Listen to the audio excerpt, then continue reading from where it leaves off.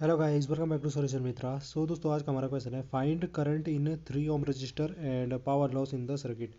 हमारे पास एक सर्किट डायग्राम दिया हुआ है। हमें क्या करना है इसमें कि जो ये 3 ओम वाला रजिस्टर है इसमें हमें करंट फाइंड करनी है, और बाकी जो ये पूरा का पूरा हमारा सर्किट है इसमें पावर लॉस कितना हुआ ये फाइंड करना है। तो कैसे पता चलेगा हमें इसका? तो देखिए, हमें सबसे पहले देखिए, आपको सर्किट दिया गया है, इसमें आपको दिख रहे होंगे बहुत सारे रजिस्टर लगे हुए हैं। एक बैटरी लगी हुई है जिसका ईएमएफ आपको दे रखा है 1.8 वोल्ट, और इंटरनल रेजिस्टेंस आर दे रखा है 2/3 ओम। अब यहाँ पे मुझे क्या करना है, मुझे आपको सबसे पहले तो ये जो डायग्राम है इसको थोड़ा सिंप्लीफाई करते हैं, उसके बाद हम बताते हैं कि क्या क्या हो सकता है। तो देखो, ये डायग्राम जो है सिंप्लीफाई होकर क्या हो सकता है, ये इस प्रकार से हमारा डायग्राम सिंप्लीफाई हो सकता है। अब हमने क्या है, हमने बेसिकली किया कुछ नहीं है, हमने जो ये ए और बी पॉइंट हैं इनके बीच का जो ये हमारे रजिस्टर लगे हुए थे इनको थोड़ा रीअरेंज कर दिया।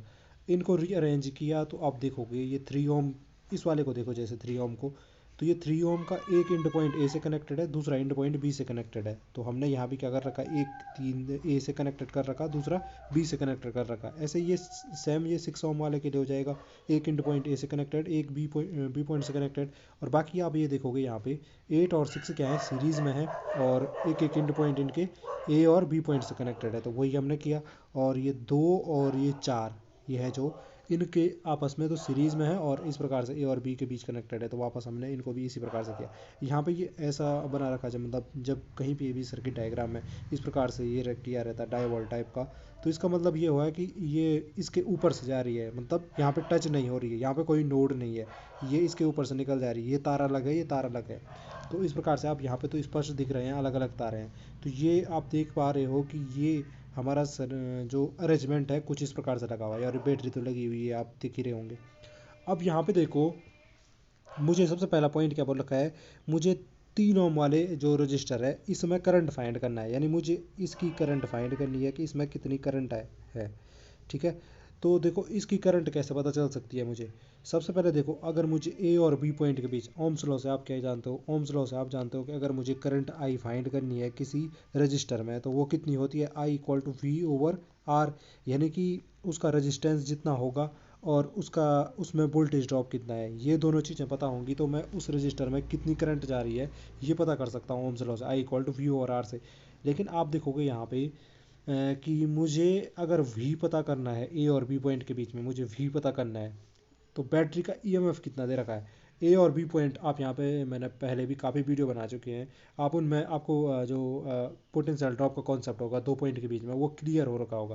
देखो, ये बी पॉइंट है, ये यहाँ पे ऐसे कनेक्टेड है, मैं इस बी पॉइंट को अगर यहाँ से देखो, ये पूरा एक ही वायर है, तो मैं इस बी पॉइंट को यहाँ पे ऐसे भी ले सकता था, लेना चाहूँ यहाँ पे ले सकता, कहीं भी ले लो यहाँ पे, क्योंकि बीच में देखो कुछ भी नहीं है। ये B point same B point है यहाँ तक, बैटरी के नेगेटिव एंड तक। ऐसे ये ए पॉइंट है, तो ये इस वायर में कहीं पे भी लिया जा सकता है, तो हमने सपोज ए पॉइंट यहाँ पे ले लिया। अब देखो, ए और बी पॉइंट अगर यहाँ पे हैं, तो मैं ए और बी पॉइंट के बीच में ही पोटेंशियल ड्रॉप देखना चाह रहा हूँ, क्योंकि ये देखो 3 ओम वाला रजिस्टर ए और बी पॉइंट से लगा हुआ है, तो ए और बी पॉइंट के बीच में पोटेंशियल ड्रॉप पता चल जाता है, तो इसका मतलब 3 ओम वाले रजिस्टर में भी वही पोटेंशियल ड्रॉप होगा। तो पोटेंशियल ड्रॉप निकालना है तो ए और बी पॉइंट के बीच का निकालना है, तो ए और बी पॉइंट के बीच में हमें दिख रहा है कि बैटरी लगी हुई है, तो बैटरी का पोटेंशियल ड्रॉप अगर पता चल जाता है तो मैं यहाँ पे क्या कर सकता हूँ, आसानी से ए और बी पॉइंट के बीच का वी पता कर सकता हूँ। तो वी इक्वल टू क्या होता है, ई माइनस आई इंटू आर होता है। अगर मुझे बैटरी का ईएमएफ पता है, इंटरनल रेजिस्टेंस पता है, तो हम जो बैटरी है उसका वोल्टेज ड्रॉप कैसे निकालेंगे, या बैटरी का वोल्टेज कैसे निकालते हैं, उसका ईएमएफ माइनस उसमें कितनी करंट है बैटरी में से जा रही, और इंटरनल रेजिस्टेंस किसका है, कितना है, उसको हटा देंगे आई इंटू आर, तो हमारा जो वोल्टेज होगा वो पता चल जाएगा। बट यहाँ पे फिर से हमारा प्रॉब्लम क्या आ रही है कि हमें तो आई पता ही नहीं है, इस सर्किट में भी आपको आई कहाँ पता है। तो अब तो हमारे पास क्या ऑप्शन बचता है, हमारे पास ये ऑप्शन बचता है कि हम पहले इस पूरे बड़े, मतलब जो मेन सर्किट है, जो मेन ब्रांच है, इसमें करंट आई फाइंड करें। तो इसमें ये करंट आई फाइंड कैसे कर सकते हैं, इसमें ये करंट आई फाइंड करने के लिए सेम वही लॉजिक लगाना पड़ेगा, वी ओवर आर लगाना पड़ेगा। ठीक है। अगर मुझे वी वी की फॉर्म वोल्टेज पता ही नहीं है, अगर ए और बी पॉइंट के बीच में वोल्टेज पता रहता तो फिर तो ये इक्विवेलेंट, ये इतना लंबा चौड़ा करने की ज़रूरत नहीं थी। तो यहाँ पे देखो, ई में पता होगा तो हमें कैसे निकालते हैं, हम जो हमारा करंट होगा मेन ब्रांच में वो हो जाएगा I equal to E over R equivalent plus R. R equivalent कौन सा हो गया, ये जो रजिस्टर लगे इन सबका इक्विवेलेंट, प्लस आर, आर यानी कि इसका इंटरनल रेजिस्टेंस इसमें जोड़ देंगे।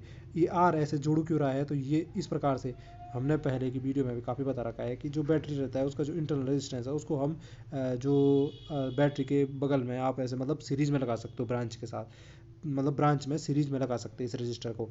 तो ये जो इनका इक्विवेलेंट आएगा आर इक्विवेलेंट, वो और ये इस स्मॉल आर इसका इंटरनल रेजिस्टेंस वो क्या हो जाएंगे, सीरीज में हो जाएंगे।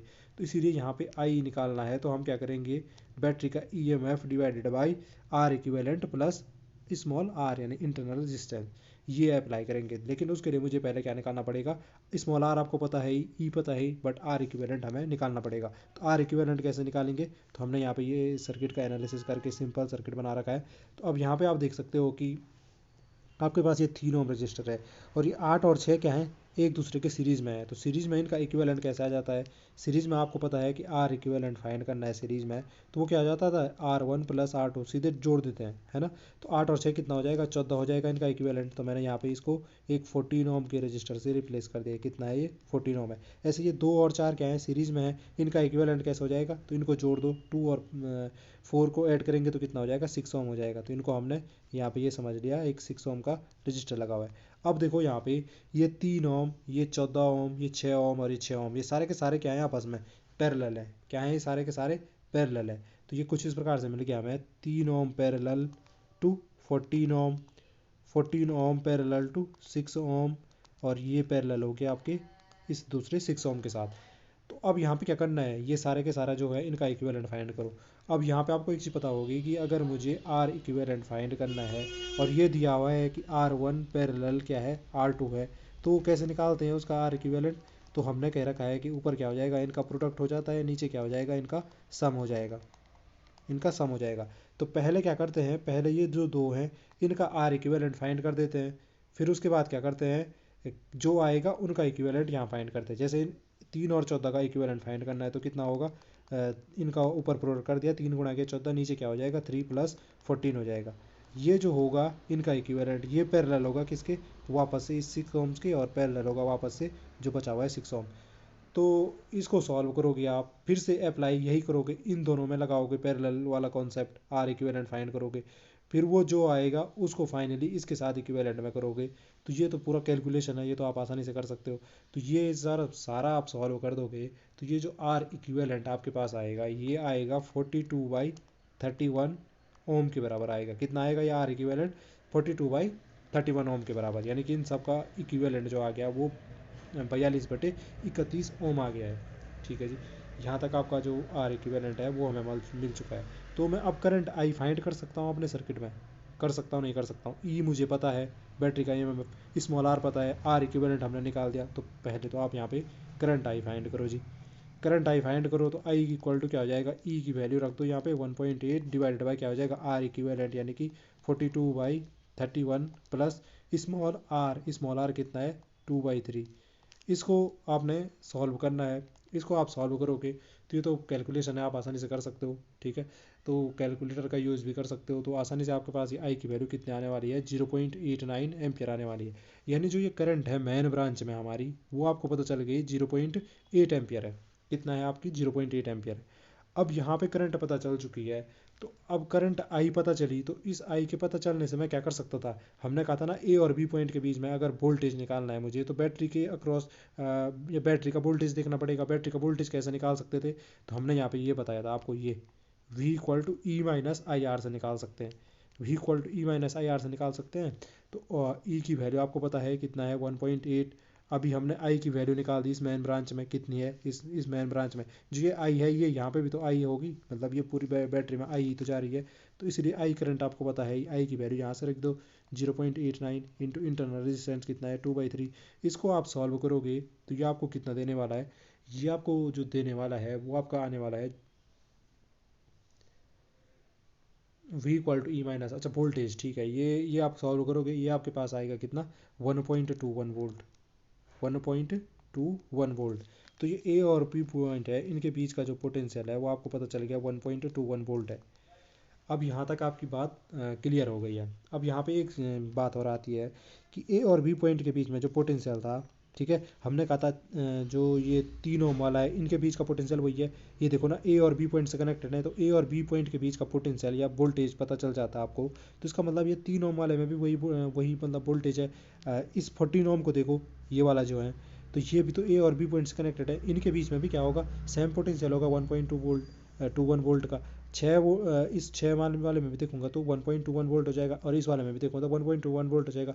तो यहाँ से आपको एक चीज़ पता चल रही है कि जो भी हमारे पैरेलल में क्या होते हैं, लगे हुए रहते हैं इस प्रकार से सीरीज में रजिस्टर, उन सब में क्या होता है, सेम पोटेंशियल होता है। करंट अलग अलग होगी बट पोटेंशियल क्या होगा, सेम होगा। तो अब मुझे 3 ओम वाले में करंट पता करनी है, तो यहाँ पे हमने बता रखा था ओम्स लॉ से आई इक्वल टू क्या हो जाएगा, वी ओवर आर।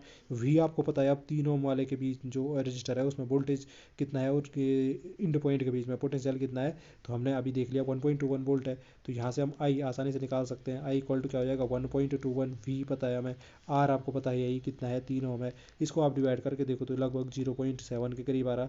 नहीं नहीं, 0.7 का 3 × 12, 0.4 समथिंग आएगा, 0.4 एम्पियर। तो कितना आ रहा है इसमें करंट, इसमें जो करंट है वो आ रही है 0.4 एम्पियर। इसको I1 से डिनोट करते क्योंकि आई हमने मेन ब्रांच में दे दी। तो ये इस प्रकार से हम इसमें करंट फाइंड कर सकते थे। अब अगर 14 ओम में पूछा रहता है या इस वाले 6 ओम में पूछा रहता, तो आप किसी में भी निकाल सकते थे। मतलब हाँ, यहाँ पे एक चीज़ और देखो, मैं 14 ओम कह रहा हूँ, ये 6 ओम कह रहा हूँ ना, तो ये तो हमारे इक्विवेलेंट, थोड़ा नीचे कर लेते। ये देखो, ये हमारे 14 ओम किसके इक्विवेलेंट थे, 8 और 6 ओम के। अब सपोज वो 3 ओम को छोड़ के 8 ओम में पूछ लेता, 8 ओम में कितना करंट है। तो एक चीज़ बताओ, 8 ओम में अगर मुझे करंट देखना है तो मुझे क्या करना है, मुझे सीधे सीधे जो ये पूरी ब्रांच है ना, इसमें क्या होगा, करंट सेम होगा। क्यों करंट सेम होगा, तो जो ब्रांच में मतलब जो सीरीज़ में लगे हुए रजिस्टर रहते हैं उसमें क्या होता है, पूरी की पूरी सीरीज़ में क्या होता है, पूरा जो करंट रहता है वो सेम रहता है। तो 8 ओम में भी वही रहने वाला, 6 ओम में भी रहने वाला है। इसलिए मुझे इन दो पॉइंट के बीच में पोटेंशियल पता है, ए और बी पॉइंट के बीच में, यानी इनका इक्विवेलेंट हमने देख रखा 14 ओम, तो वो पता है आपको। अगर मुझे आई करंट फाइंड करना रहता तो यहाँ से आप आसानी से आई इक्वल टू क्या करते, वही 1.21 ए और बी पॉइंट के बीच में, और डिवाइडेड बाय क्या कर देते, इनका इक्विवेलेंट जितना है 14 है ना। तो इसके बाद इसको सॉल्व करोगे, जितना भी आएगा उतना करंट क्या होगा, 8 ओम में भी जा रहा होगा और 6 ओम में भी जा रहा होगा। और ऐसे ही आपको हर किसी में निकाल सकते हो, बेसिकली ये बताना चाह रहा हूँ। अब देखो दूसरी चीज़ क्या बोल रखी थी, मुझे पावर लॉस फाइंड करना था, power loss in given circuit. तो पावर लॉस कैसे फाइंड करेंगे जी, ठीक है, हम नीचे आते हैं, पहले जगह बनाते हैं अपने लिए। तो power loss P equal to क्या होता है, V इंटू आई होता है। मैं यहाँ पे V इंटू आई लगा सकता हूँ। मुझे V इंटू आई लगाने के लिए V पता है, ए और बी पॉइंट के बीच में हमने अभी निकाल रखा है। बैटरी का वोल्टेज पता चल गया ना, आई करंट पता है, तो बिल्कुल लगा सकते हैं, रख दो भाई। आप क्या कर सकते हैं, वी इंटू आई लगाओ तो ये हो जाएगा 1.21 इंटू आई। आई करंट कितनी थी मेन ब्रांच में, जो आई निकाली थी, ये वाली, ये 0.89 एम्पियर आई थी, मेन ब्रांच वाली करंट है ना आई। तो ये कितना आई थी आपकी 0.89। तो आप यहाँ से इसको मल्टीप्लाई करके देख सकते हो आपके पास कितना आने वाला है, ये पी की वैल्यू। तो ये आपके पास आने वाले हैं 1.60।